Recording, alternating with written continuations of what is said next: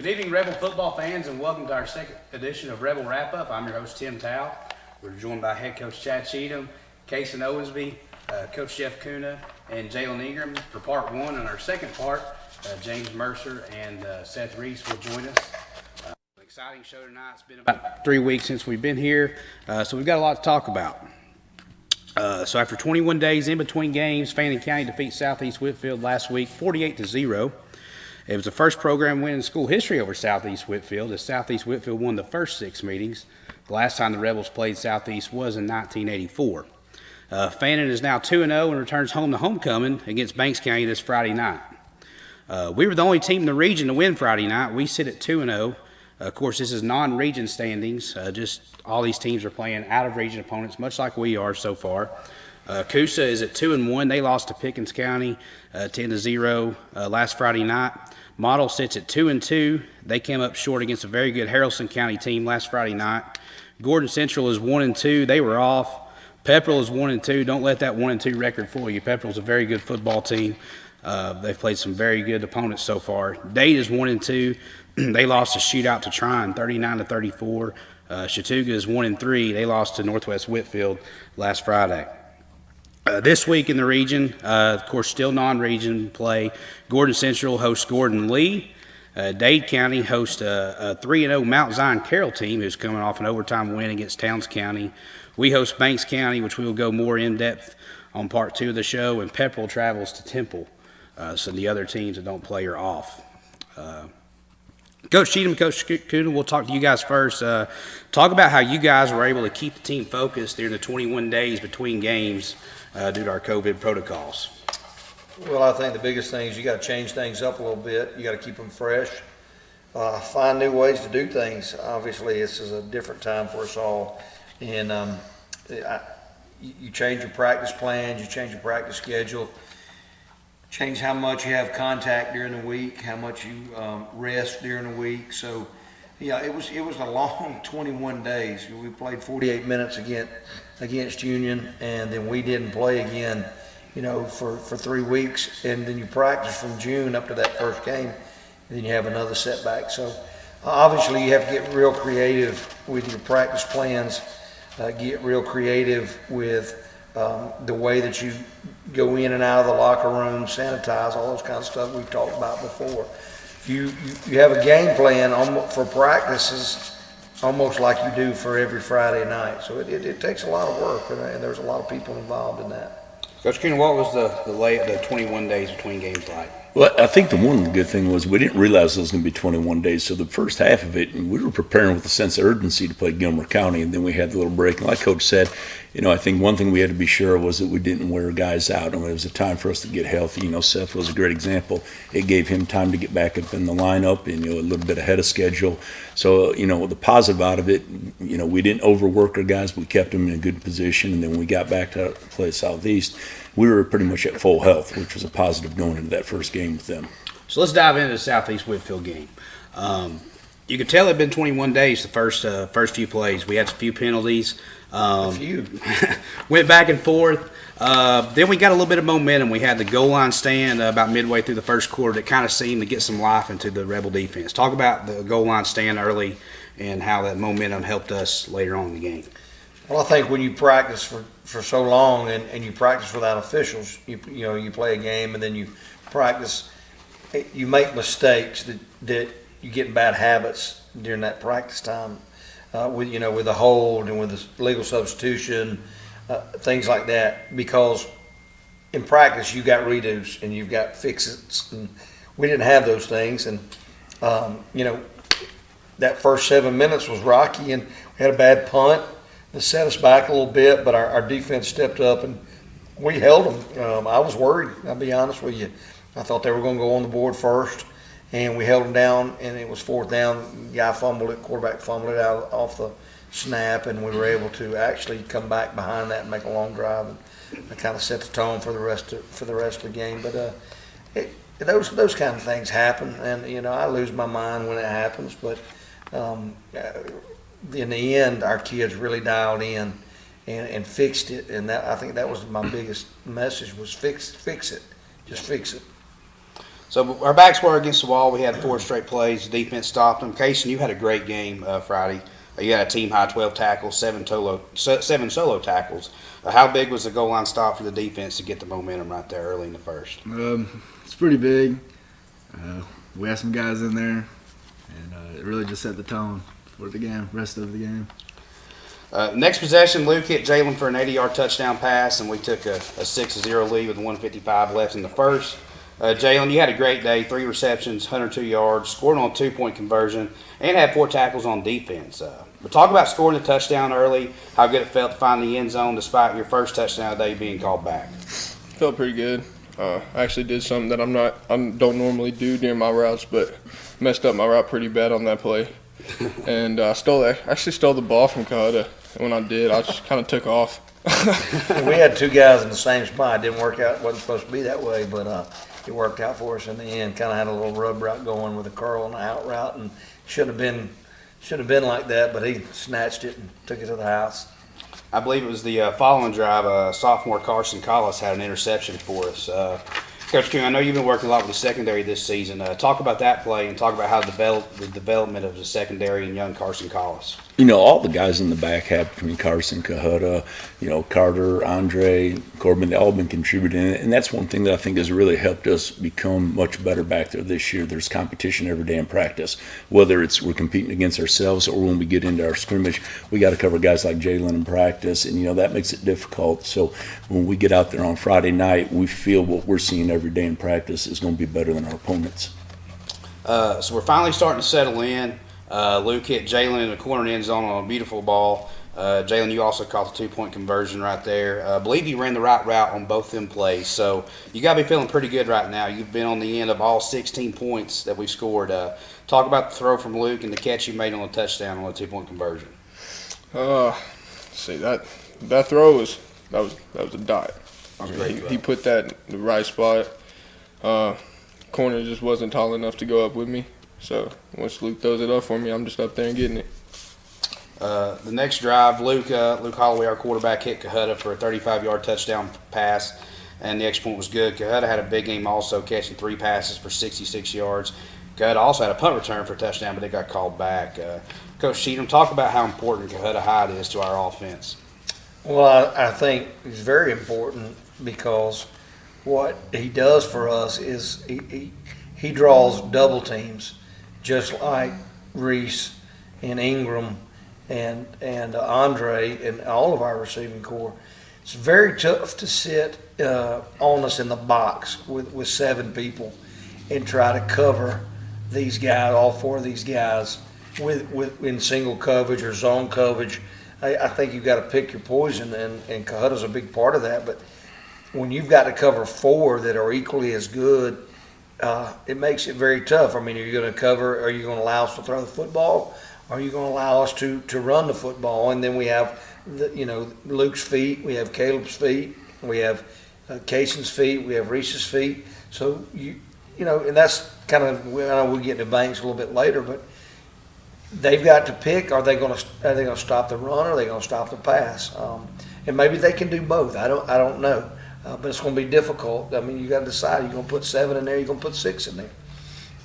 So we've got a pretty good lead. And right before halftime, Caleb Postel gets in from 12 yards out. Guys, Caleb Postel's a guy that goes unnoticed sometimes, but is a big part of our offense. He had a good game. He's averaging 5.7 yards per carry.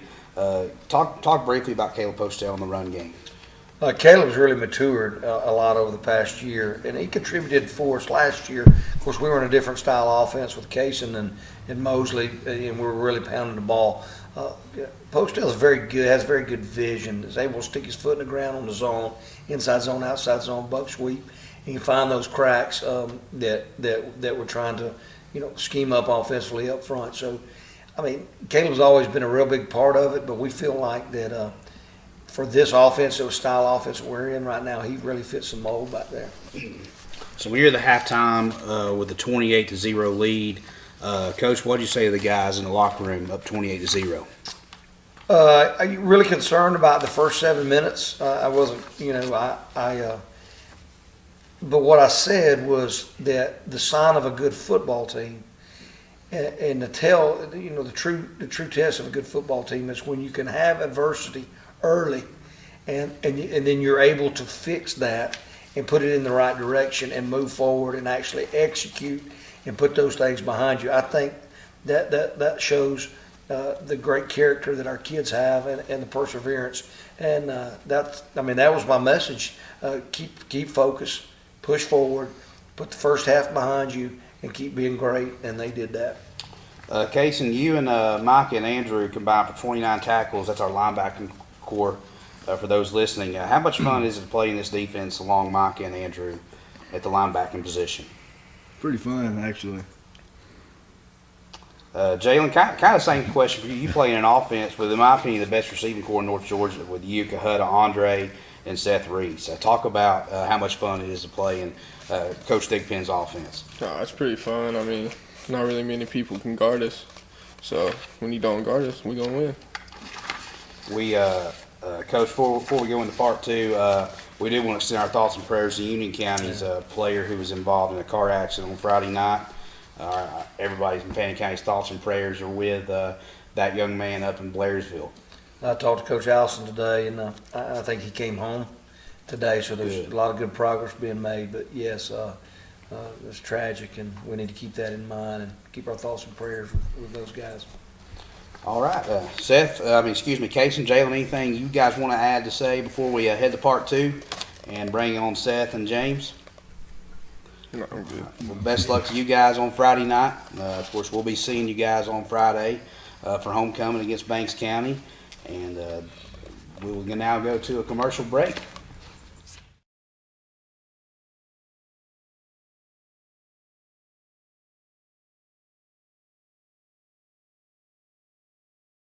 At Ingalls, we know that school is a little different this year, with virtual learning and working from home. But we have continued to donate to our Tools for Schools program, just like always. And all our participating schools will have those funds waiting for them when the bell rings this fall. Okay, who can tell me the difference between molarity and molality? In the meantime, Ingalls has everything you need to make this school year a little easier.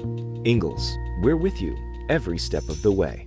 Circuit World has 9-piece living room packages at incredible prices. Get this stylish sofa and love seat, 3 tables, 2 lamps, 43-inch 4K TV, and stand, all for only $1699.99 or $129.99 a month. Or get this 9-piece living room and reclining sofa and reclining love seat, now only $1999.99 or $149.99 a month. These packages are amazing. Stop in today at one of our 5 locations and get the furniture you've always wanted at Circuit World.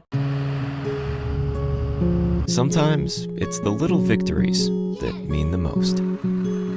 Those everyday celebrations that bring a smile to our faces and joy to our hearts. At Ingalls, we know there's no one you'd rather share those miniature, memorable moments with than family. Ingalls, all the ingredients for family.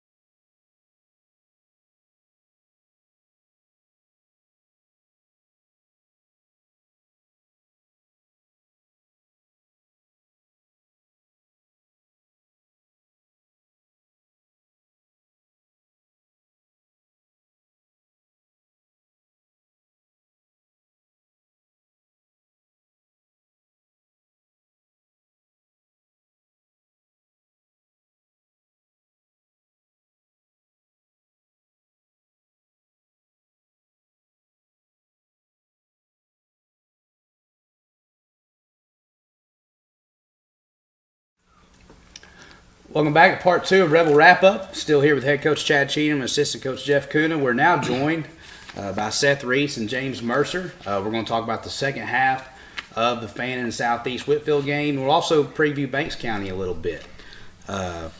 Seth, you missed the Union County game due to injury. You caught a pass, made some blocks, made some tackles. How good did it feel for you to get back on the field Friday night under the lights and get the win? Well, I made some mental mistakes for sure. A little rusty coming back, but I was definitely excited to be back with the team and be playing on Fridays. James, you had 5 tackles Friday night in the win over Southeast Whitfield. How good did it feel to get the win after a long layoff, and how exciting is it to be the Rebel defense who shut out Southeast 48-0? I felt pretty good because I was getting sick of going against my own teammates. I was finally glad to see a different color jersey in front of my face. And, winning's, it's always fun, That's right. So we start the second half rolling. Luke found Cahuta in the end zone, and we lead 35-0 with 9 minutes, 43 seconds to go in the third quarter. We got a comfortable lead now. It's great to see some of our young guys come in and get some grass time. Jackson Davis got in the end zone, and so did Carter Mann. Coach Kuna, if you don't care, talk about Jackson Davis and Carter Mann about what they mean to the football team as their first varsity touchdowns for both of these guys. Talk about their development through the years and what they mean to the program. Well, you look at Jackson, he's one of our backup running backs, but, every day in practice, not everybody gets to see what he does for us because he gives us a phenomenal look. It doesn't matter who we're playing, he always winds up being the feature back that week in practice and gets our defense prepared. And, if you can't simulate some type of, a back with a little bit of explosiveness, we don't get the look that we need on defense, and he gives us that each week. So we got an opportunity to get him in, and he got quite a few. I think he wound up having the most touches out of our ball carriers, I'm pretty sure. And it was great to see him get. I know coaches on the sideline said just keep feeding him because we want him to get in. He's earned it in practice. So that was a great opportunity. Carter does a lot for us, and I think a lot of people overlook him, but you got to realize he's starting at cornerback for us. He gets a lot of reps at receiver, and even last year as a sophomore, he started breaking into the lineup and getting in there more often. Plays backup quarterback. He's our backup holder on extra point. So, he's a guy that, you may not realize, but he brings a lot to the table, and he's a guy that we can put in just about any position and expect him to come out and give us his best effort. So it was great to see him have an opportunity to get in the end zone, and he played a great game on defense, too. He was in the right spot all the time. I graded him out at 100% on Friday night from a defensive standpoint, so it was a really big night for him. That's great. That's great. Not a whole lot to talk about the second half as we cruised to a 48-0 victory. Just want to give a quick shout out to everyone. I hope I don't leave anyone off. Jake Sands, Carson Cost, Corbin Davenport, they all touched the ball and got positive yards for us as well on the offense side of the ball. On defense, McKay Turner had 7 tackles. Cahuta Hyde, of course, our starting receiver, also had a tackle on defense. Corbin Davenport, Reese had a few. Moreland had 4. Carter Mann, who we talk about, had a few tackles. Easton Chansey, Kaysen Owensby led the team with 12. Jackson Davis had 1. Mercer, you had 5. Andrew Waldrop had 8. Levi Cochran got in on tackle. Cade Sands had a few tackles. Mike O'Neill had 9 tackles. Rico had a tackle. Christopher Sendez had a few tackles.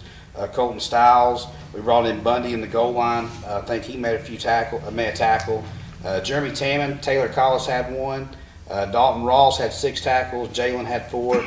Tommy Ledford had 2 tackles. I believe Tommy even got a sack. Yes, he did. Big game for him. See Tommy, and Logan Long had 4 tackles. So we're kind of shifting gears here a little bit. Seth, what have you been working on this week to prepare for Banks County? I'm going to be in the backfield a lot blocking, so I've just been cleaning up on that top stuff, getting that down, and just, trying to get open as a receiver. Yeah. I know you play baseball too, Seth. Talk about being a 2-sport athlete and how one sport may help you on playing the other sport. Yes, sir, definitely. I'm a catcher in baseball, and I think that definitely throws in as a leadership role. Always got to be vocal, leading the team as a catcher, and I think that definitely ties in with football. James, of course, big week. We beat Southeast Whitfield last week. We got Banks County this week. What have you been working on this week to prepare for Banks County? Really been just working on my stance, working on my explosiveness, making sure that I'm quick, making sure that my hands are good. We practice it every day on defense. That got to have good hand work to be a good defensive lineman. And so just that, and just getting to the ball, being a good lineman, and listening to the coaches, making sure I'm doing what I'm supposed to do. Of course, a lot's happened since the last time we were on Rebel Wrap Up.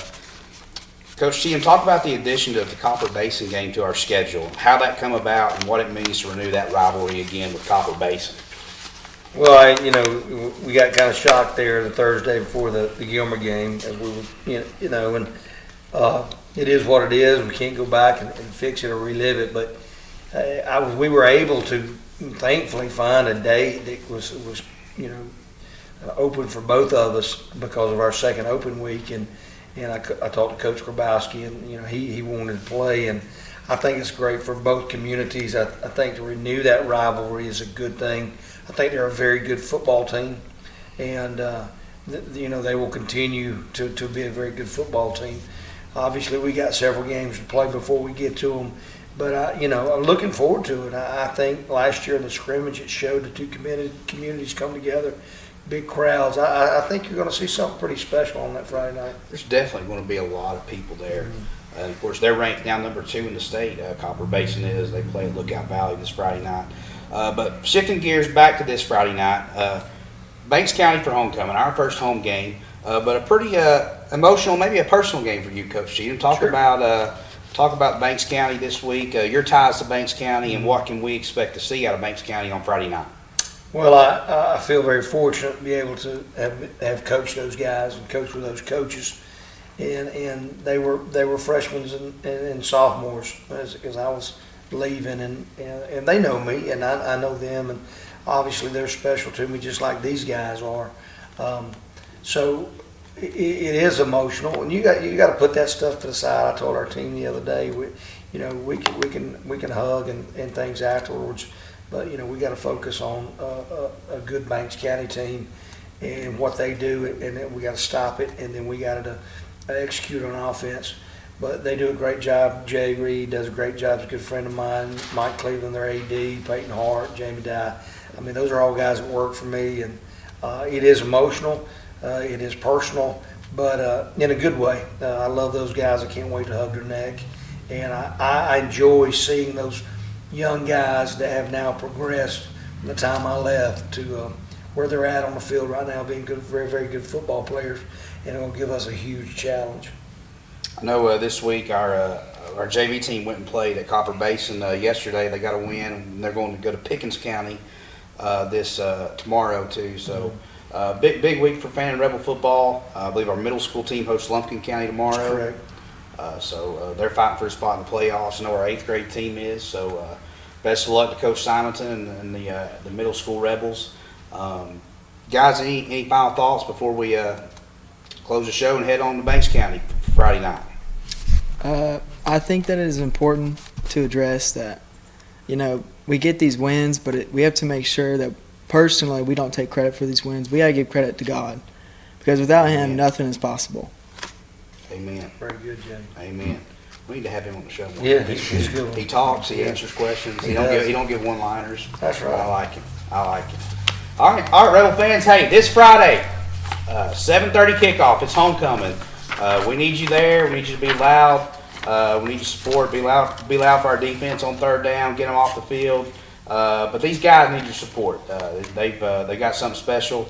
Got a chance to go 3-0 for the first time in a long time. I'm your host, Tim Towle, Coach Cheatham, Seth Reese, Coach Kuna, James Mercer, signing off. Thank you for joining us tonight on Rebel Wrap Up.